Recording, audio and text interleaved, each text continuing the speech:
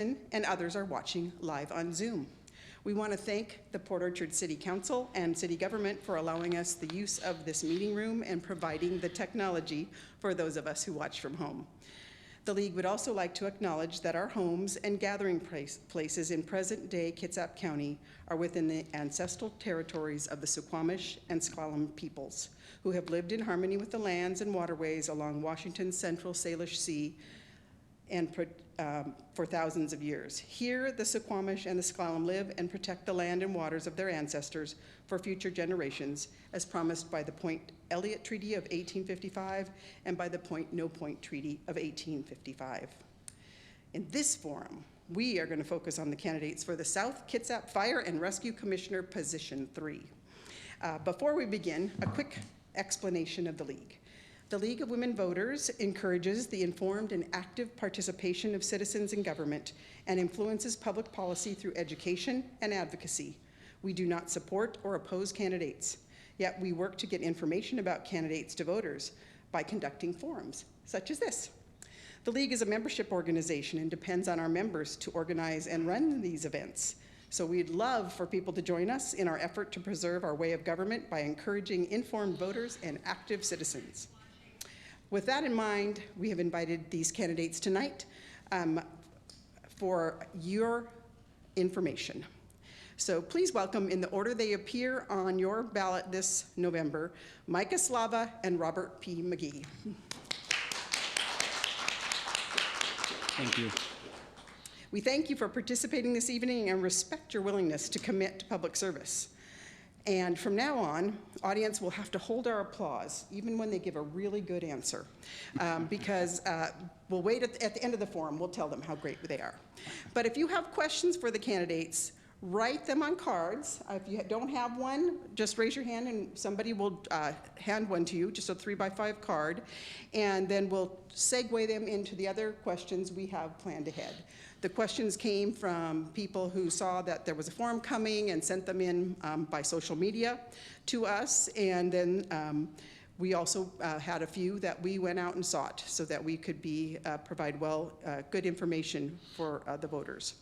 So because we've made arrangements to record by Zoom, we ask everyone to turn off cell phones and put away any recording devices. We know there's no guarantee that someone won't capture some video or audio without our knowledge.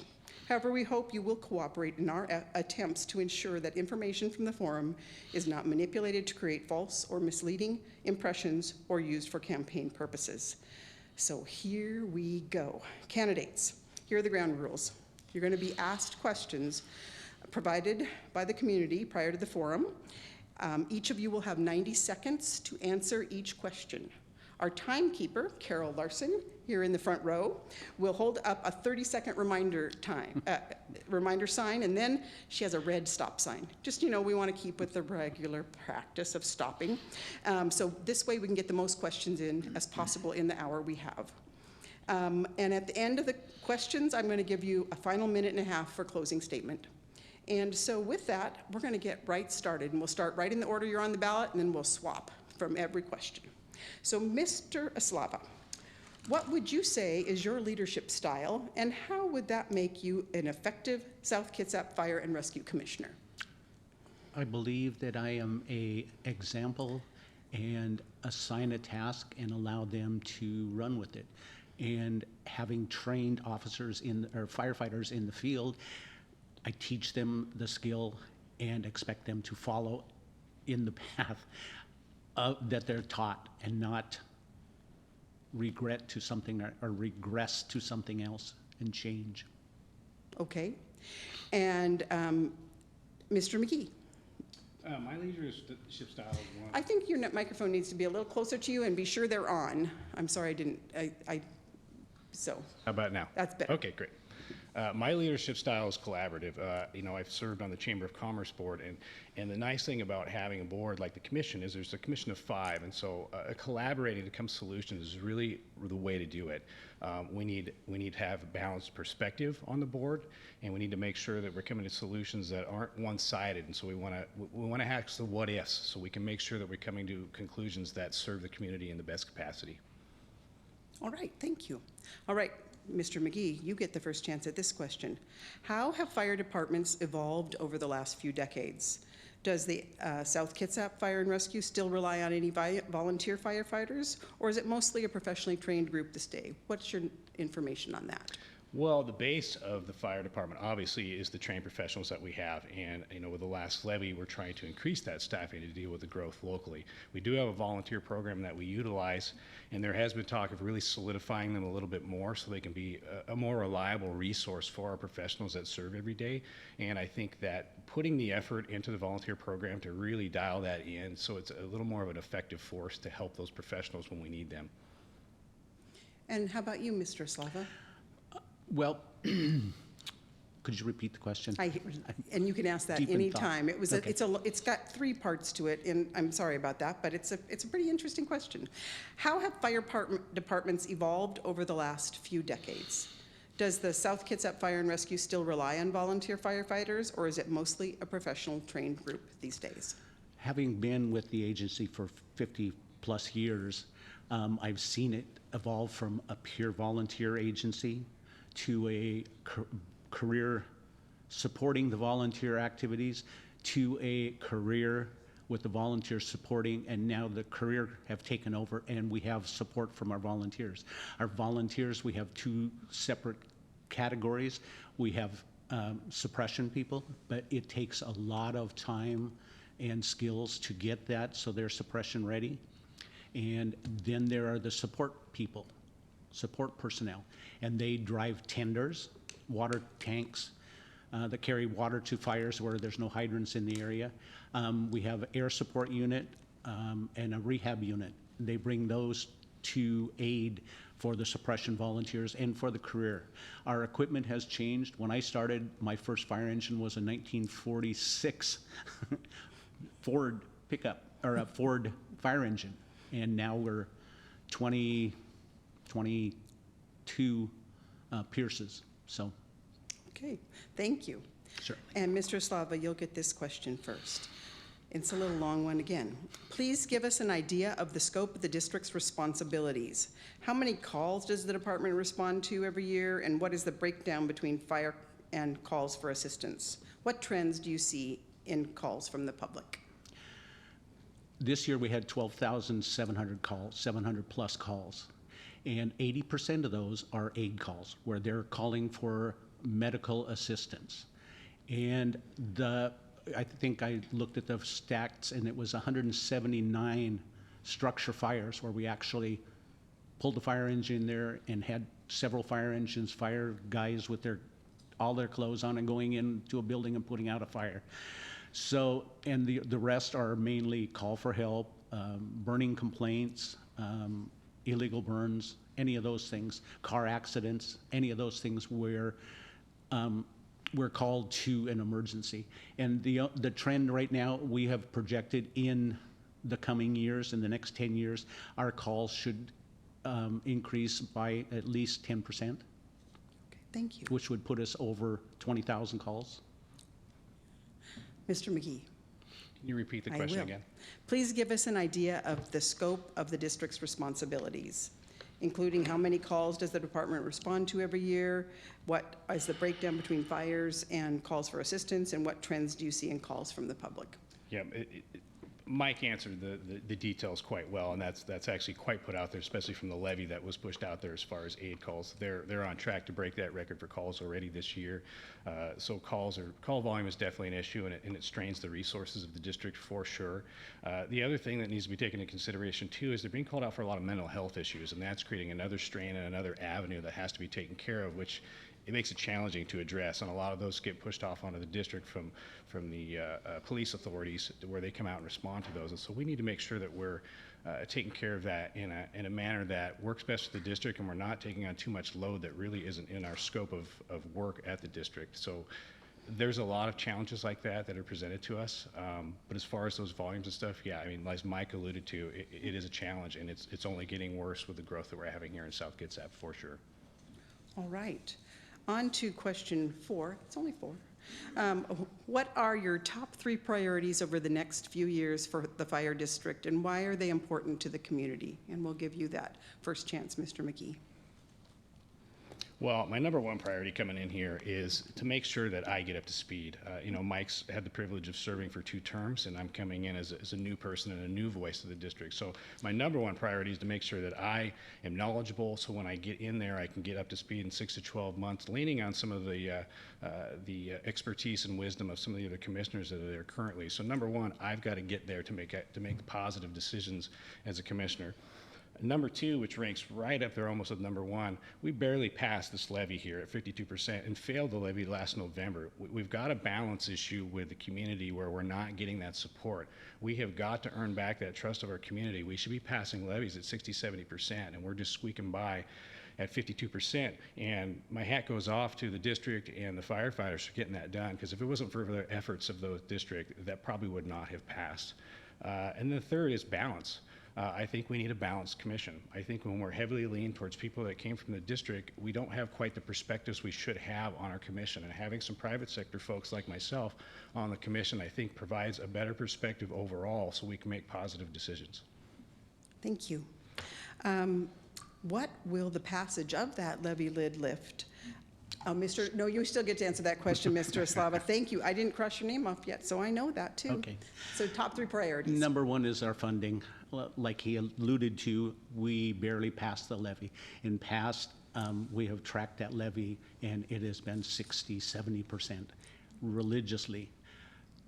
If you take into consideration the inflation that is affecting all of us out there right now, it costs you too much to buy gas, to go get food at the stores.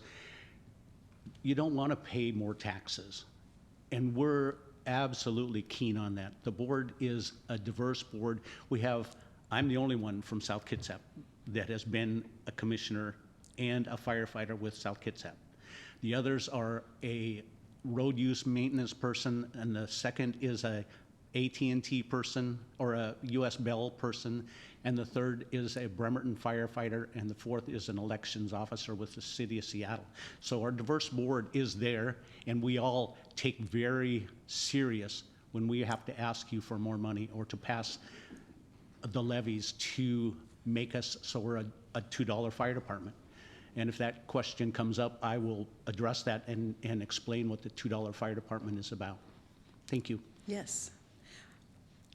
What will passage of that levy lid lift in this last August mean to the operations of the fire district? How much more money will it bring in, and how will it be spent? And you get to start, Mr. Eslava. Oh, I haven't seen the numbers for how much money it'll bring in, but it's 41 cents. What our fire agency does is we are entitled to levy 2 levies. One of them is for fire, and we're entitled to maximum charge of $1.50 per thousand assessed evaluation. And then we have an EMS levy that you see our red ambulances running around all the time picking up patients. 80% of our workload is EMS.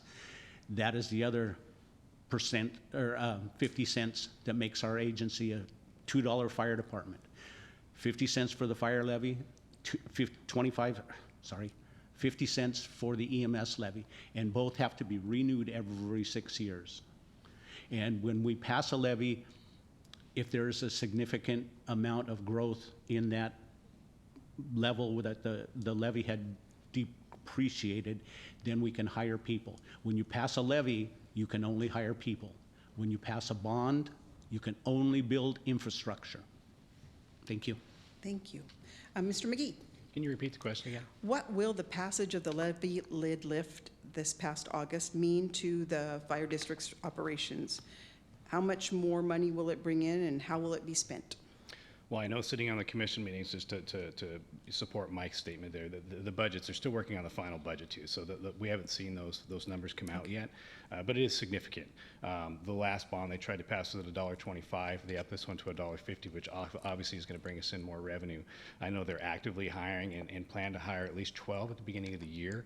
I think the other thing that we have to pay real close attention to is there are folks retiring too, and so we got to make sure that we can bring on folks to fill those positions or bring them up, and then we've got to backfill those positions that we lose with retirees as well. So there's a lot that goes on with, it's a service, and so it's heavily labor intensive, and so the budgets and resources definitely fall heavily into that part of the budget for the district, and so we got to be mindful and be very respectful on how we do it. Thank you. So we kind of touched on this, but the lion's share of the fire district's tax funding does come from property tax, which means that a home with a view pays a lot more than the same size home without a view. How can this be made more equitable? Do you have any ideas? Mr. McGee, you start. Well, it is equitable per se based on the value of your home. So if you are in a home that is valued less, you're going to pay less. So I don't know if the question has a ton of levity to that, because that is why it's done the way it's done. So if you have a more valuable home, you pay a little bit more. How we can reduce these taxes is really, how do we do that? There's been talk about, running impact fees, which I don't know that the timing's right for that. Impact fees have gone through the roof locally here, and really, the district comes down to budget and resources. How do we fund it? Where do we pull those monies from? How do we respect the community and not continue to go to the well? The battle's really with our cities and counties. It's not with the community. The community supports fire. If you ask anybody in the fire district, do you support the fire district? Absolutely. It's a service we have to have. How we fund that is the challenge, and it just comes down to money. And when the cities and counties want your money, they get it, and they have many ways to do that. The nice thing about levies and bonds, it's very respectful to the community, because the district has to go out and ask permission, and I do respect the fact that we get to do it that way. But our battles with the budgets and resources and the funding that we're losing to the cities and counties, and we're battling for those resources, and that's the big challenge. How do we do that so we can keep the cost burden down on the community? Mr. Slava. I certainly don't mean to talk down to South Kitsap residents, but we're a blue-collar community. You need to justify the money that you're asking for. Short of justifying that, you are going to have a problem passing that levy. You buy ground and you don't take and work on it, or you don't do anything other than let it sit, you get the naysayers that are saying you're spending your money uselessly. When we built this fire department, we made fire stations where we had the road department was cleaning out ditches and taking that dirt or the stuff out of the ditches and dumping it on where we built one of our stations. We tamped it all down and built a fire station. We can't, our septic system doesn't work, so we had to buy a lot behind us so we could put a septic system on it. We don't, the way this agency functions, we are trying to catch up now from what we had done in the past. We had no real direction, no master plan. Now we're in a direction where we're growing and trying to figure out how and where we should put our stations, where we should put our people, how many people are we going to need to use to address the current growth that we're expecting. Thank you. Thank you. All right. How do you envision leveraging technology and innovation to improve the efficiency and effectiveness of the district's operations and response times? Mr. Slava, you're right. You get to start. Yes. We have standards set by the National Academies for National Fire Academy. They set standards for rollout, response, on the scene, to first water on the fire. These are set in pretty much in stone, and you have a set amount of time that you have to get out of the station, a set amount of time to respond rolling down the road in the fire engine, and then you have a certain amount of time that you're to get there. Technology, maybe technology is going to make our fire engines safer, make our ambulances more usable, user-friendly. As far as driving on the roads, the technology, you still have to have the person taking the fire hose in and putting the fire out. You still have to have the person operating the rescue tool to get the people out of the car that they've crashed in. You still have to carry those people that have backaches or chest pain in their houses. We still have to carry them out on a gurney. Still, it's a labor-intensive job, and we're pushed right now to the limits. Thank you. Mm-hmm. Thank you. Mr. McGee.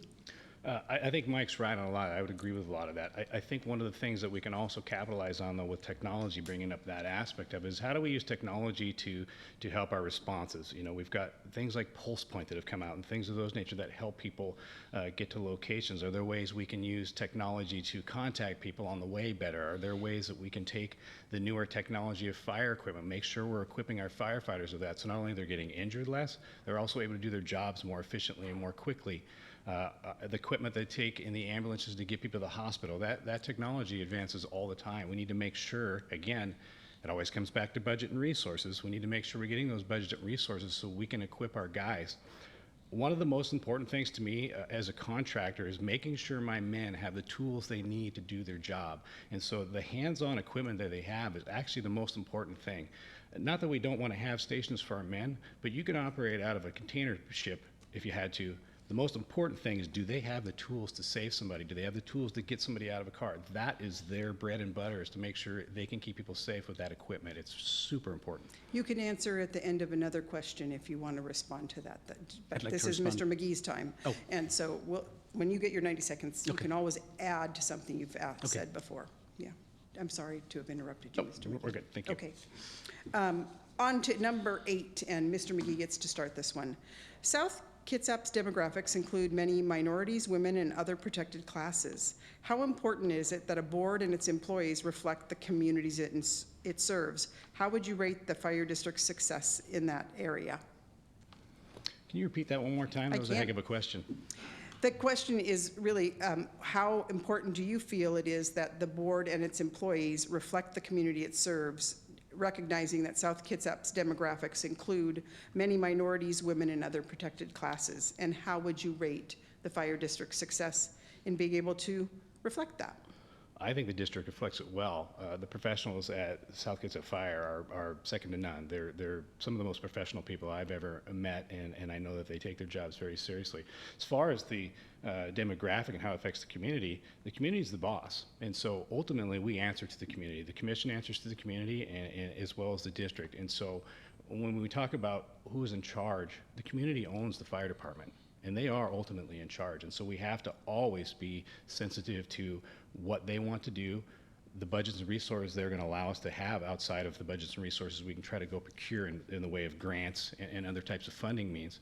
But ultimately, we do have to respect everything they tell us because they are the boss. That's unequivocal. Mr. Eslava? I agree. The community is the boss, but they trust us with the ability to come up with grants, funding, evaluate impact fees, in fact, evaluate benefits charges, and to allow us to offset some of the monies that we have to use in our levies and our bonds, or where we have to come back and ask you.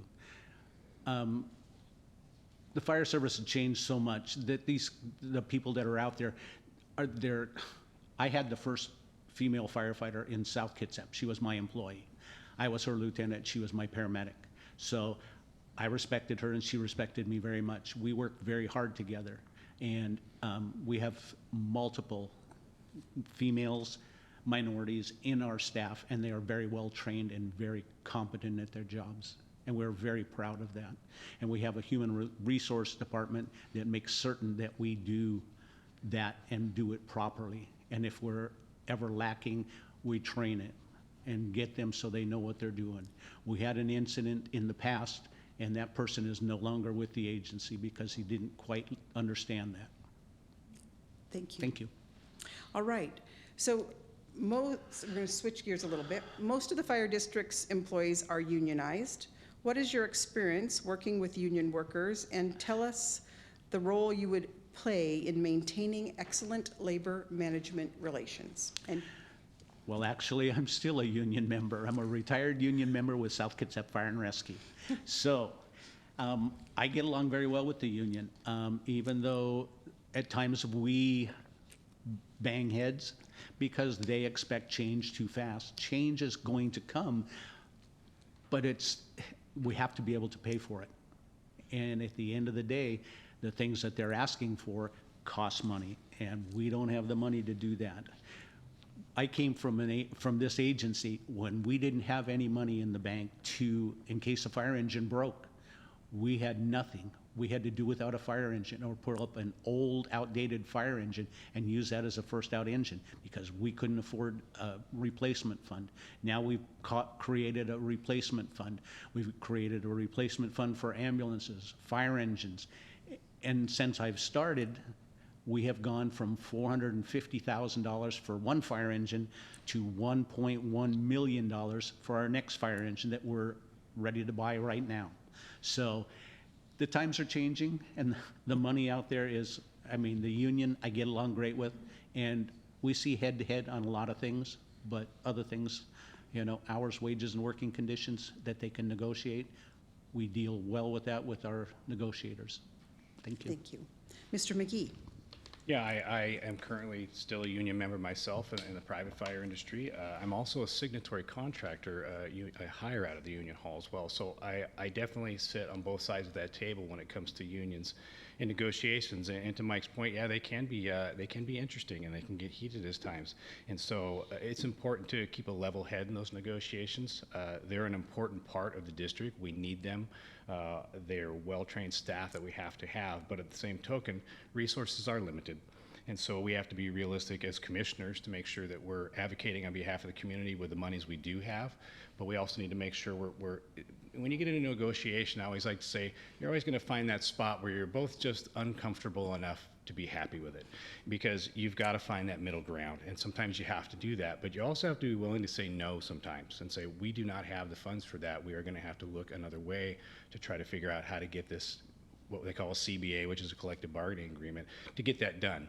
And they have either 2 or 3 collective bargaining agreements right now, and so it's interesting when you look at how the agreements are set up and the nuances of them and just the complexity of them, and you just have to get in there and kind of dive into the weeds on those things to negotiate them. Thank you. All right, we're going to kind of follow up on that. This question is, the firefighters union will more than likely endorse one of the candidates. What are your feelings as a candidate about receiving their endorsement? Mr. McGee gets to start. Sorry. Well, actually, they already have endorsed a candidate. They've endorsed my opponent, Mike Eslava. It's an interesting one. Getting the endorsement by the union is great. They have their own agendas and needs, and you know, one of the things I love about firefighters, love it, they are the most loyal and people to each other and to back each other up. They have to serve in fires and they have to help each other out in those deals. I love that part of the fire service.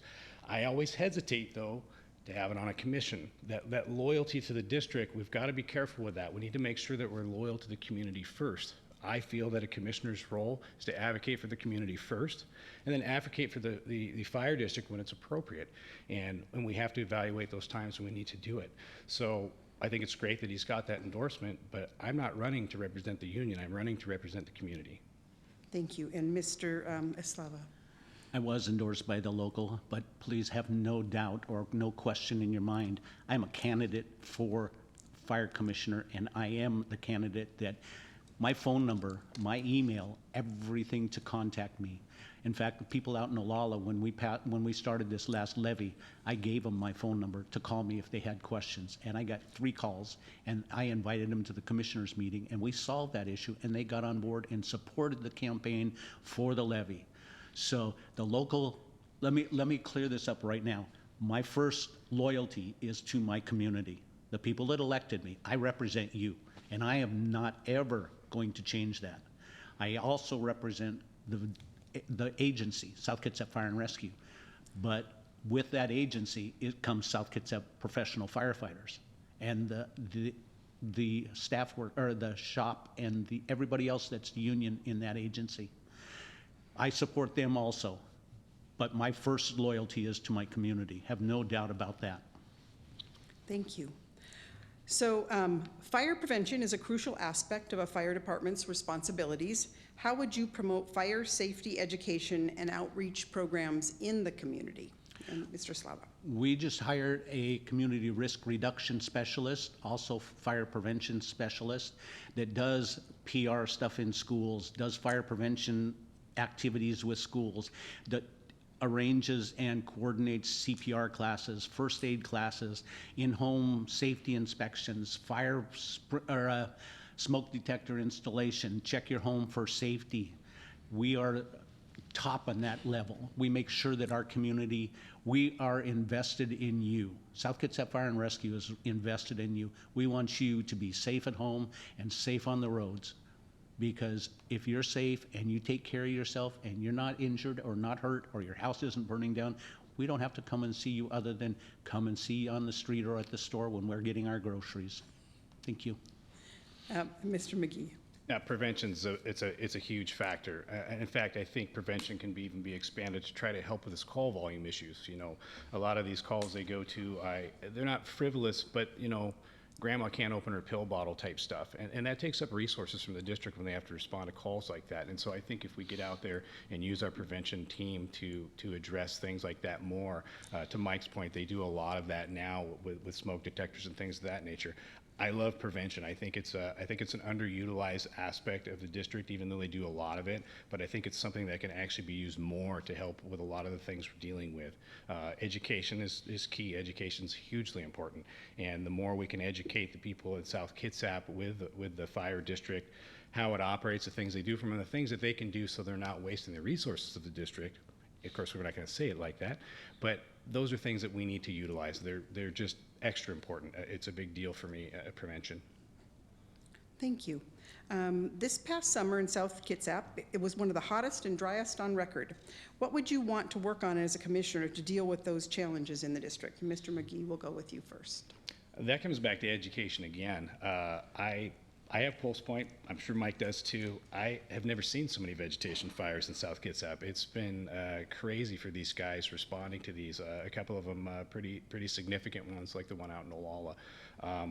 We got to make sure people are abiding by the burn ban rules and firework rules, because when they're not, it just causes complete chaos for the district, and they're responding to fires all over the place.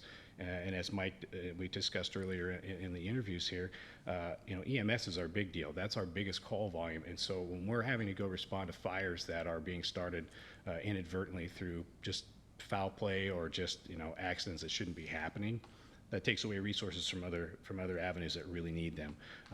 We got to make sure people are abiding by the stage 1, stage 2, stage 3 bird bans. It's important, and it also impacts people's homes. You know, when these things happen, we may be fighting a house fire after the brush fire starts, and we need to try to avoid those types of accidents happening. So education, all the way, it's part of it. It's part of that prevention aspect. Mr. Slava? What we have is we have our firefighters that are trained as red card, which means they can go actually fight wildland fires. And we have crews that we send out with fire engines when they have a major fire out of state, as far as out of state. We go to Eastern Washington regularly with one of our brush trucks or one of our fire engines, whatever they need. But in the same respect, when we need something like that, when we had our tornado, they came in and helped us. That tornado that lasted a week, we had help coming in from everywhere. So it's kind of a mutual aid thing, but the state funds everything like that. But to take and train our people to do the firefighting, that the initial knockdown and get DNR or whoever is controlling of the land. Department of Natural Resources has control over the properties. One of them that borders up against me in Olalla there, where they were going to put the high school off of Burley Olalla, that's all state land. And so when there was a fire in there right up against the back of my property, the helicopters were in there, they were dropping water on us guys on the ground. But the guys need to know to knock it down and get it down instead of it's going to blow up on them. It's not, we're not in that area yet. Thank you. Thank goodness. All right, well, this is the last question before the closing remarks, so just so you know where we are. And we'll start with you, Mr. Slava. What do you see as the role of the South Kitsap Fire and Rescue Commissioners and local and state legislative activity?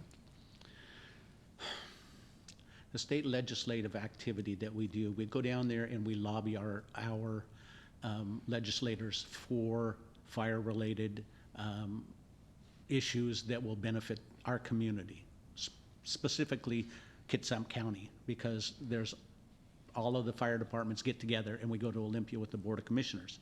We lobby the legislators, and if you've ever been down there lobbying, yeah, we're gonna do that. And at the end of the day, nothing happens, but we're down there pushing and talking and everything that it takes to get us to do that. However, we do lobby as Kitsap County's commissioners, South Kitsap's commissioners, and Kitsap County's fire commissioners, and the state of Washington's Commissioners Association. We lobby the legislator as often as we possibly can whenever something comes up that is of interest to the fire service and we support strongly. We will go down there and actually campaign and lobby for it. And a lot of the fire chiefs go down there and speak in hearings for that. So they do support those, and they do look forward to benefits from the state, which are hard pressed coming. Thank you. Thank you. Mr. McGee, how about your answer to that? Can you repeat the question? I What do you thought I missed see- a piece of it. That's okay. What do you see as the role of the South Kitsap Fire and Rescue Commissioners and local and state legislative activities? Well, yeah, we need to make sure, the community takes the brunt of the burden financially for this. And so we need to make sure that we're pressing our legislators to not only pass policies that will help our district in our community, but also so they don't pass policies that hurt our district in our community. And I think that one almost many times is more important, because policies get passed that do not favor the district. Even locally here, and I understand they're probably going to be repealing it, but the city of Port Orchard passed a policy for long-term property tax exemptions and really didn't engage the district. And frankly, we should have been engaging and getting in front of it as well. I want to make sure that we are being proactive at the district and not reactive. When we're reacting to bad policies or bad legislation that's coming out and we're behind the 8 ball, we're not in a position of power to be able to combat it. Or support it, depending on what that legislation is. So being proactive is huge on this stuff, and it's hard to do. There's so many different things that affect the district, from the city to the county to the water districts to the state legislature. So it's difficult to do, but we've got to be as keen on doing it as possible to make sure that we're not getting hurt, or conversely, we're getting the things we need to help our community financially support our district. All right, thank you. And with that, you get to have a final closing statement or something you didn't that you didn't say before, or your last message to the voters on why they should vote for you. Whatever you want. This is your 90 seconds. I'm not asking a question, and Mr. McGee, you get to start. Well, thank you for that. Thanks for the league for putting this on too, and inviting the commissioners. I don't know what your experience is, Mike, been in the past, but typically you don't see the commissioners get invited to a lot of these candidate things. So I think it's really important that that got done. I think people need to know what the commissioners do. I think they need to know, the budgets that they work with. It's an important position in the community. It really is. I bring a different perspective to this. I commend Mike for his service, and I believe his way forward is honorable. But I just bring a different perspective to the commission. I come from the private sector. I come from a business management sector, and I come from a union and signatory contractors union perspective. So I just think I bring a set of skills to the table that are different than Mike's, and it's really up to the community to decide if they want that change on the commission or not. I think that from the conversations I've had with many people in the district, talking with them, they want to see some change, and I think I can bring that to the commission. And so I just put my best foot forward with Mike in this campaign, and have appreciated chatting with him at all these events. He's a nice man, and I look forward to see what happens in November, and I hope I earn the trust and the support of the community to earn their vote. Thank you. And Mr. Eslava. Hi, I'm Mike Eslava. I would like to thank the League of Women Voters. This is truly a privilege. I've never got to do this, and this is my 3rd term. So I just would like to let the community know that I've been there for 50+ years, and it's not something that you can take lightly, because I've been at both ends of it, both ends of the scale. So I'm not partial to the union. I'm not partial to the volunteers. I'm partial to my community that elects me and supports me, and that has my information, my personal information, and can call me or stop me on the street or stop me in the store and say, what's going on? Why did you do this? And have a face-to-face conversation. I don't hide from anybody. If you have a question or you disagree with my vote, talk to me. or if you just want to know what's going on, there's easy contact with me. I have always supported the community in that. I've been part of the Easter breakfast. I've been part of the Help Firefighters Give Burns a Boot for the Northwest Burn Foundation for burn injured kids. I've been to the volunteer associations with their spaghetti dinners, their Easter egg hunts, every single thing. That's part of being a community person, that you are out there not just when it comes election time or when a levy comes up. You're out there shaking hands and talking to people and just finding out how they're doing. Because this campaigning stuff, it's fun, but it's not, I'd rather just talk to you than I would, hi, I'm Mike Aslava, I'm running for commissioner. I would much prefer to just talk to you. Thank you. Thank you. Thank you, Mr. Aslava. And with that, a final thank you to our great audience, right in person and on Zoom, and the City of Port Orchard government again, and the candidates who are here to assist voters make their decisions this fall election. I really do appreciate you stepping forward and saying yes to our forum this year. And I really hope that you both have had a great time. So I hope you had a great time and you think they did really well, because this is our chance.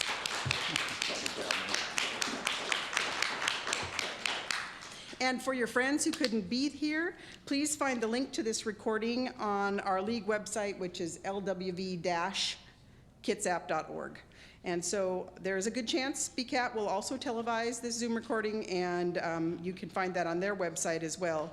And so that's for people who might not have a great internet connection. They could see it perhaps on their local television. And be sure, once you get your ballot, you take it to a drop box. And as my previous person said, do it early so that you don't forget. And this concludes our forum tonight. Thank you all. Thank you.